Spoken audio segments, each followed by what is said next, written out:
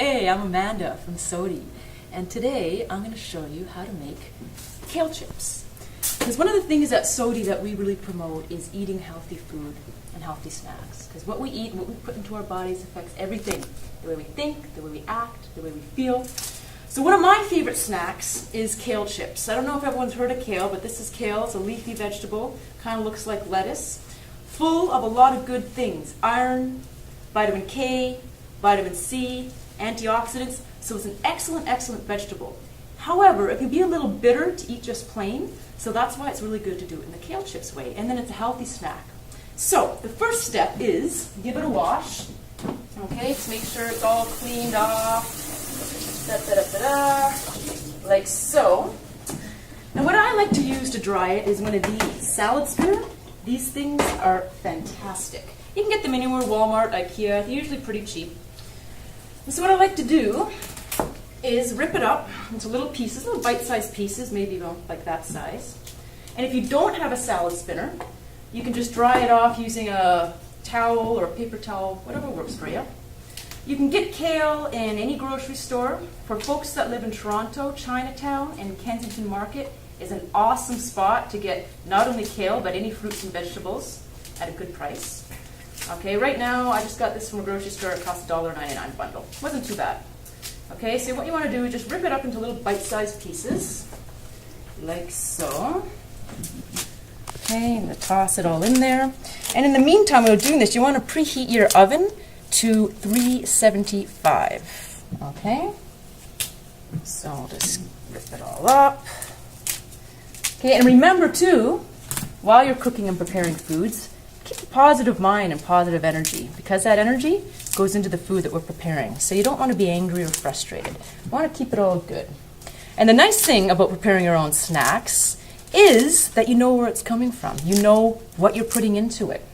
And the fun thing about cooking is you can get creative, make it your own flavor. It's kind of like a work of art. Okay, so let's rip up a couple more here. Okay, get it all in there.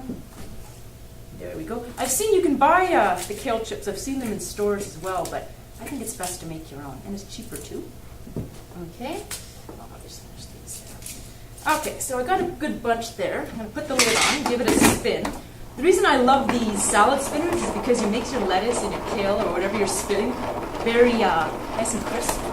So they're a pretty good investment. It's worth the $10 or however much they are. So you give it a spin.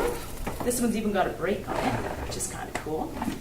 See, oh yeah, it's drying off. I'm going to give it another spin. Oops, like so. You want to get it pretty dry. There we go. And that'll do. As you can see, it's nice and dried off, nice and clean. And then what I like to do is you're going to need a baking sheet to bake it on. I like to put on some tin foil, because then that just is less mess. Because when you're done with it, you just bunch up the tin foil and throw it out. So before I put the seasoning on, I like to put the kale on the sheet, and just to see how much I'm working with. Because you want it spread out nice and kind of evenly, so each piece has a chance to bake. Okay, so it looks like all of this batch will fit onto one pan. Sometimes I do it in two batches, depending on how big my bundle is. And then I'm going to take this bowl and dump this all back in here. Of course, always make sure your hands are washed. I washed my hands before we started this. Okay, now, as you see, we've got the nice clean kale in the bowl, ready for the seasoning. Olive oil, a healthy fat, excellent to use. What I like to do is put about 2 tablespoons of olive oil on the kale. Basically, you just want to make sure the kale is nice and covered with the olive oil. You're going to kind of, when you make it yourself, make it to taste how you like it, but I like to make sure it's all nice and covered, nice and oily.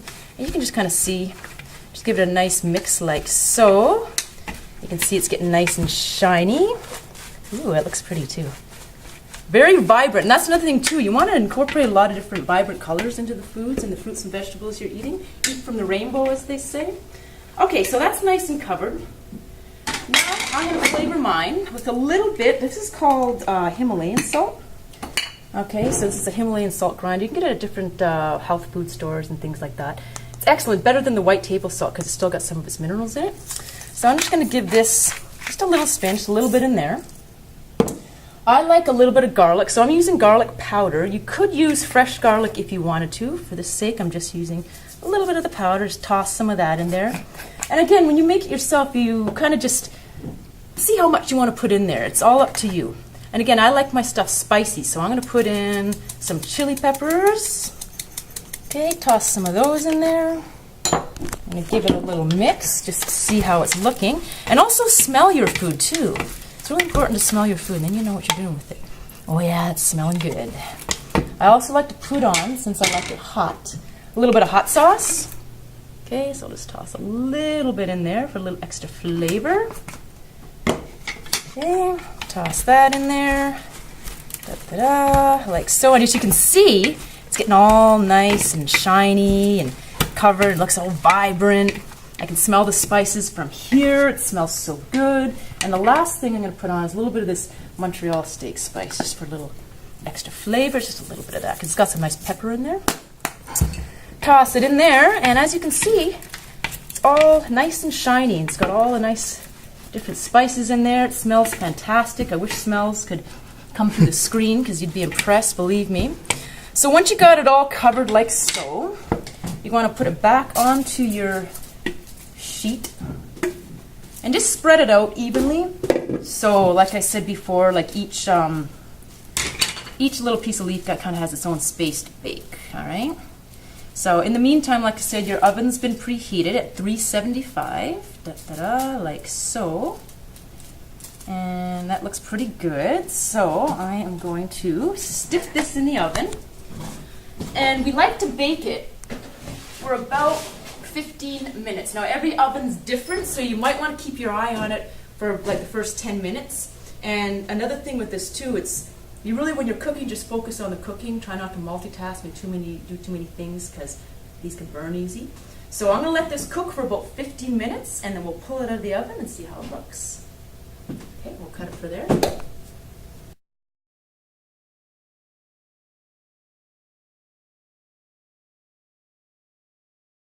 Okay, so we're about at time. I'm going to take a little check. They smell fantastic.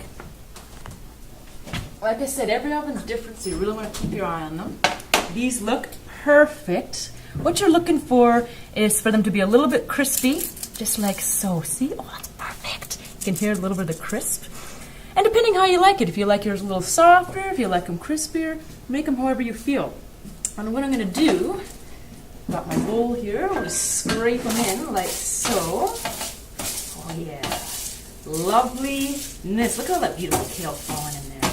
If only smells could go through the TV or the screen, whatever you're watching, because this smells fantastic.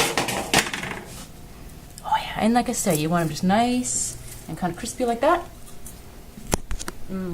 So good.